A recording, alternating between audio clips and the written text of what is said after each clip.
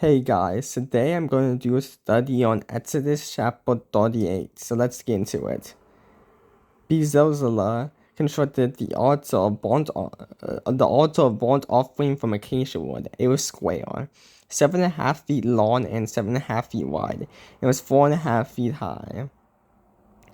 So like I said in previous videos and doing previous studies of this study, Bezalel is like the guy God God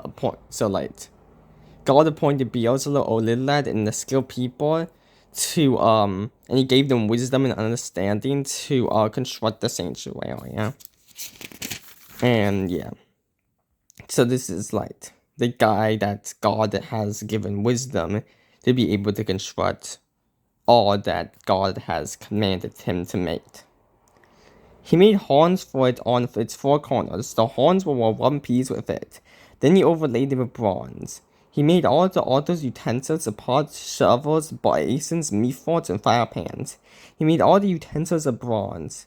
He constructed for the altar a grate of bronze mesh under its ledge. Halfway up from the bottom, he cast 4 rings at the 4 corners of the bronze grate as holders for the pots.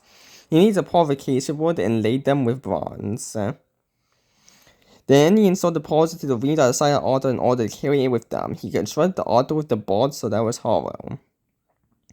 So like I said before, the tabernacle has to be able to be moved, so that's the reason why there's poles so that he can move it. Because everything the tabernacle itself has to be able to get moved, and everything in it has to be able to get moved.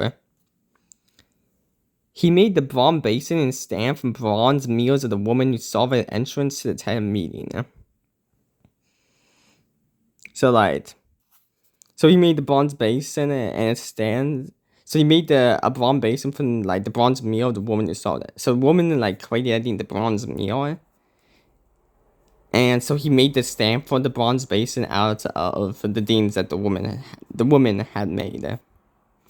So God was using the woman to some woman to create some parts of his tabernacle. Then he made the courtyard. The hangings on the south side of the courtyard were finely spun linen, 100 feet to 50 feet long, including the 20 posts and the 20 bronze base, with silver hooks and the silver bands for the posts. The hangings on the north side were also 150 feet long, including their 20 posts and 20 bronze bases. Hooks and bands of the posts were silver. The hangings on the west side were 75 feet long, including their 10 posts and their 10 bases, with silver hooks and silver bands for the posts. And for the east side towards the sunrise, 75 feet long, and the hangings on one side of the gate was 22.5 feet. Including their brief posts and their brief bases. It was the same for the other side of the courtyard gate. The hangings were 22.5 feet, including their brief posts and their brief base. All the hangings around the courtyard were finely spun linen. The base for the posts were bronze, the hooks and the bands of the silver. The base for the posts were bronze, the hooks and bands of the posts were silver, and the plantings for the tops of the posts was silver. All the posts of the courtyard were branded with silver. The screen for the gate of the courtyard was made of finely spun linen, expertly embroidered with blue, purple, and scarlet yarn. It was 30 feet long and the hangings of the courtyard 7.5 feet high. So if you have seen my other videos, blue and purple and scarlet, it's the color scheme about pretty much everything God commanded them to create. And once again, I heard that the blue is this is all about Jesus, and then the blue talking about how Jesus descended from the heavens, and the sky is blue. Purple because people royalty wear purple, and scarlet because he died on the cross and blood is the color of scarlet, so he had scarlet blood, so it's the blood that he atoned for us was scarlet, and that's the reason why it was blue, purple, and scarlet to represent Jesus. 4 posts with their 4 bronze bases. The hoods were silver and the top platings and the brands were silver. All the tent pegs for the tabernacle and up for the surrounding courtyard were bronze. This is the inventory for the tabernacle. The tabernacle, the testimony that was according at Moses' command. It was the work of the Levites under the declaration of Ithamar, son of Aaron the priest. Bezalel, son of Uri, son of Hor, son of the tribe of Judah, made everything that the Lord commanded Moses. With him was Obelah, son of Ishmash, the tribe of Dan, a gem cutter, a designer, and an embroiderer with blue, purple, and scarlet yarn and fine linen. All the gold of the presentation offering that was used for the project and all the water on the sanctuary was 2,193 pounds, according to sanctuary shekel. The silver from those of the community who registered was 7,544 pounds, according to sanctuary shekels. 1/5 of an ounce per man, that is half a shekel, according to sanctuary shekel, from everyone 20 years or more who had crossed over from the registry group, 603,550 men. So, like 1/5 of an ounce per man, so that's the temple tax. So they had to pay a half a shekel every time they didn't go into the temple if they're 20 years or more.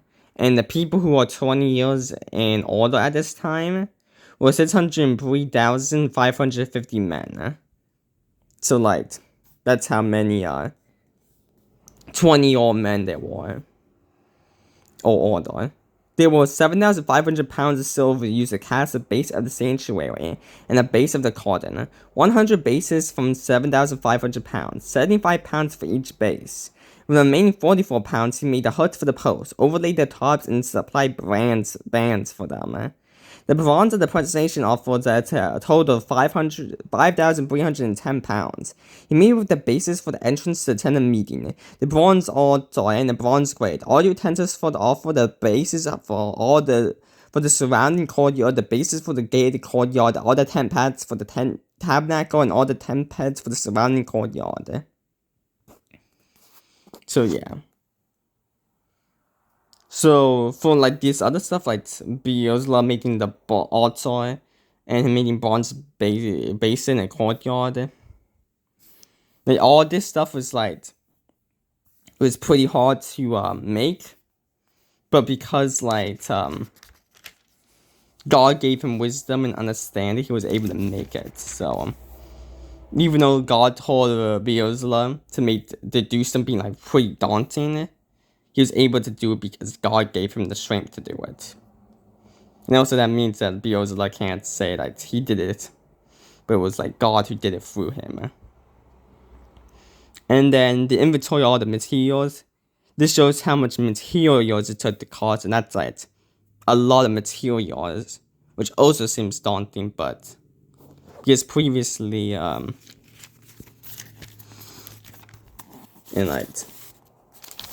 back when they were leaving Egypt.